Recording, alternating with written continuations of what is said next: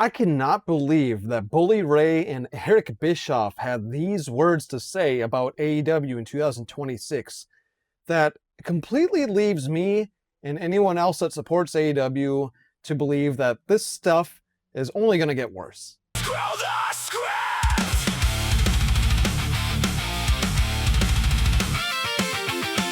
Welcome back, everybody, to Screw the Script. And your host, as always, Maverick. Thanks for joining me this Tuesday night. So, the recent words that were said by Eric Bischoff and Bully Ray is going to be this video's top turnbuckle topic. Let's get into it. It's time to swoop. Maver's got the scoop. It's the top turnbuckle topic. So, we'll start off with Eric Bischoff, mainly because this, I think, is absolutely hilarious. The amount of backtracking that he has been doing over the last 48 hours with yet another awful week of ratings for TNA, and the fact that they are losing more people by the week in TNA. They had to do a staff cut. They're trying to find random ass people on the street to help them promote the product. It is at another all-time low. And I say another because TNA has done this time and time again. It's a fucking roller coaster over there. The highs and the lows and the highs and the lows. It just keeps going. It's never steady over there. And if you guys don't remember, I pointed this out a while back on my channel because I knew that it was not going to happen. It was absolutely erroneous to me. Erroneous! Erroneous! Made me laugh a lot. You remember this? Back in December, right before the new year, Eric Bischoff said that TNA could become #2 wrestling promotion in 2026. I think we all remember that. We certainly remember his arrogant words. And to tie into what Bully Ray had to say about a certain someone in AEW, which I'll get to in a minute or two here, it is, I think, at an all-time high, the amount of saltiness that these ex-WWE, ex-TNA wrestlers have against AEW, because it is the clear #1, in my opinion, for pro wrestling. Fiscally, it's the #2 in America. It's probably never going to make as much money as WWE, but that doesn't fucking matter. It's the way better product. And Eric Bischoff is what I like to call him, and Bully Ray, Bitchy Ray is what I'm going to call him from now on once we get to him. These two jackoffs are ridiculous. Eric Bischoff explains why TNA hasn't reached the #2. He is backpedaling, as it shows there. And further, I'll go into it, where he said this here. When I said that, if you go back and kind of research a little bit, the relationship with WWE and TNA looks to be like one that was it was a good, strategic, sound relationship, Bischoff said. I thought there was going to be a lot more back and forth with talent, because there was at that time. Well, this is what happens when you just spew a bunch of random nonsense out of your dumbass mouth, and the saltiness that you have because the promotion, I think late last year, surpassed WCW.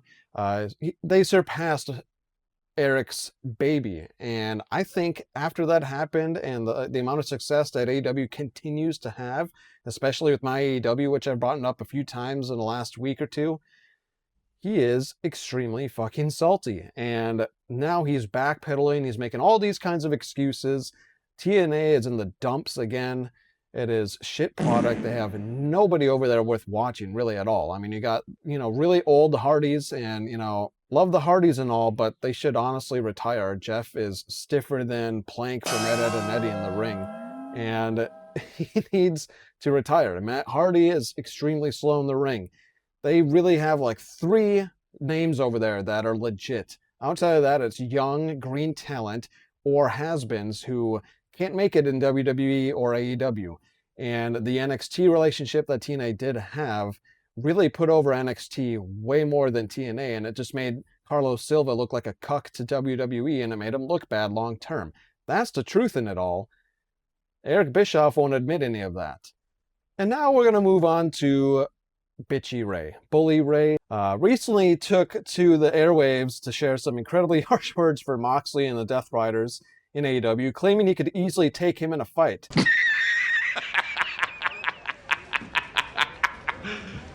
You serious? Death Riders have not helped AEW in any way, shape, or form, is what he says. The Death Riders are Jon Moxley's playing out his pro wrestling fantasies because he's got Tony Khan's ear. Because he wants to be Terry Funk, I would kick the shit out of Moxley. I'd beat the living shit out of him. Fraud. Now, I don't know if this is a work or... I think it's not. I think, again, it's just another salty-ass buffoon. The only thing Bully Ray can pound is a box of zebra cakes at this point, sitting on his fucking couch because he's a coward. And he got called out by someone who was defending Moxley. Moxley didn't even really have to get involved.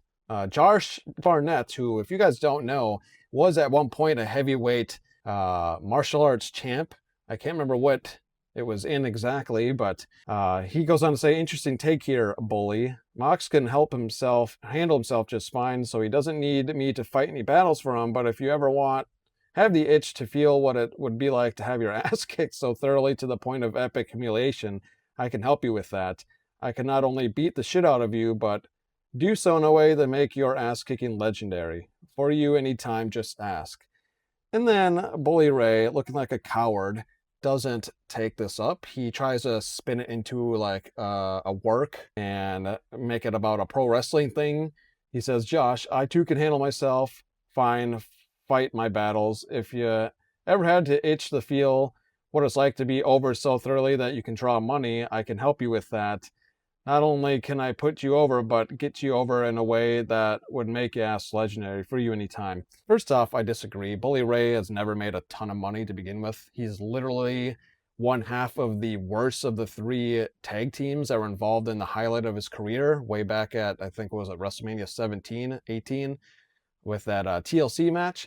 I'm sorry, Edge and Christian are better than you guys. The Hardys moved on to be much better than you guys, both as a team and individually. I'm sorry, Bully Ray, but your shit went south years ago. You're irrelevant, and his point about drawing money is ridiculous. And he just looks like an idiot here. He looks like a coward. Bully Ray got bullied, essentially, by Barnett, and I think it's absolutely hilarious. And so those two, Bischoff and Bitchy Ray, Eric Bischoff and Bully Ray, are extremely salty about AEW. I feel like that's really the core of it. They won't admit it, but they have all this anger and frustration inside themselves because AEW has been as successful as it has been. Eric Bischoff looks like an idiot after saying what he said about TNA, and now Bully Ray looks to be like a complete idiot after what he said. Now, for the rest of this video, we're going to cover Dynamite coming up tomorrow, and the card looks good. There it is right up there. Death Riders and Mystico and Brodito. That should be good. Team DCMJF versus Team Briscoe. That should be fun. We'll hear from them, not in the match. They're going to hear. It's going to be a chaos in the ring, essentially. Swerve and Garcia in the match. Ospreay and ELP. That they go way back, actually. It's a fun little match there. Jack Perry and Sabre Jr. That's probably going to be match of the night. Harley Cameron and Shafir, and Queen Aminata and Red Velvet in the Survival of the Fittest qualifying matches. So we got two great women's matches there. And then the Bucks versus TMDK. Some more New Japan crossover. It looks like a stacked episode of Dynamite. It looks better than anything that TNA and WWE has put out in 2026. And I'm just being flat out honest with you guys. Quick update on Private Party. It looks like both Isaiah Cassidy and Mark Cohen sustained the same injury in the same match on March 28th against the Death Riders. That's why we haven't seen from them or heard from them really. It just sucks because they were just getting back in the kick of things, getting their steam back, getting the crowd behind them. And unfortunately, injuries happen, but AEW is so deep in the tag team division that they will be fine. They're also so deep in the women's division. Check out this. Toni Storm was originally planned to win the 2026 Women's Owen Cup and challenge Tekla for the world title at All In. That would have been a great match. AEW then pivoted to Willow Nightingale versus Tekla before Willow also became unavailable. And yet, look how great the Owen has been.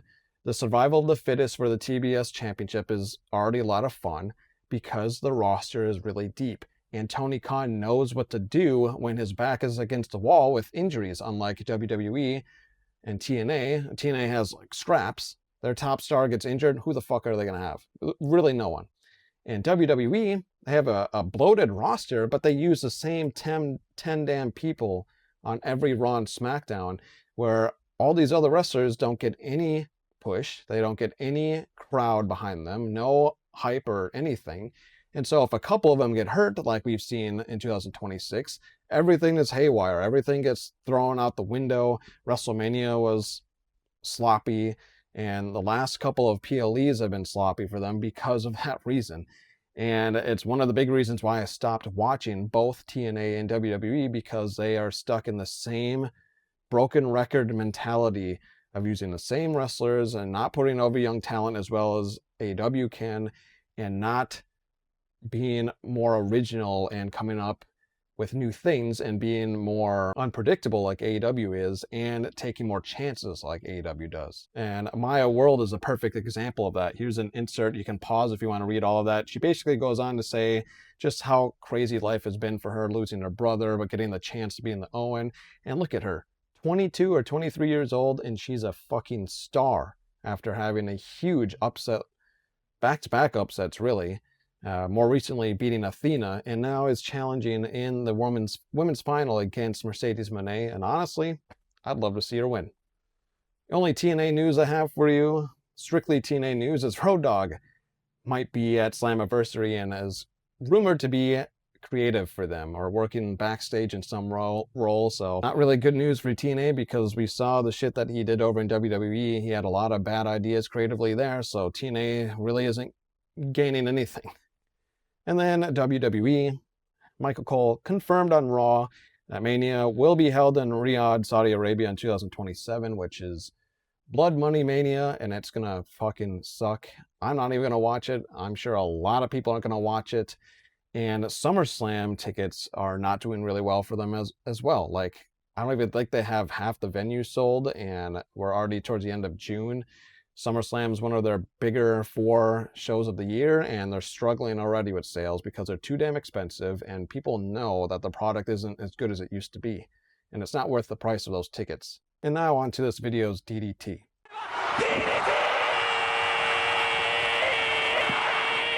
I have one for you, but it's a really good one. This is from Josh Vibes Up. WWE is better than AEW. The current booking is 10 times better than AEW's. AEW's booking is horrible, and the pay-per-views on WWE are better. Good God. TKO is doing so well for WWE. They know how to run a company unlike Tony Khan. The prices for WWE are reasonable for the seats. The hell are you smoking, dude? That last sentence? Absolutely not. I mean, I'm just going to start with that. The prices are unreasonably high, unbelievably high, and not worth it at all. And I think the booking for WWE has been trash in 2026, towards the end of 2025 even. It has not been good. It's been the same rinse, wash, repeat, same 10 fucking guys on the main roster at the top. This guy is just honestly probably on his knees, wearing some promotion pads on his knees, and blowing Triple H or somebody over in WWE to say shit like this, because it is ridiculous, and for those reasons, you are this video's DDT. That's all I had in this episode of Screw Script. Let me know down below what your thoughts are on Dynamite coming up. What are your thoughts on the recent words by Bully Ray and Eric Bischoff backtracking on what he said back in December? As always, this has been Maverick with Screw Script. Thanks for watching.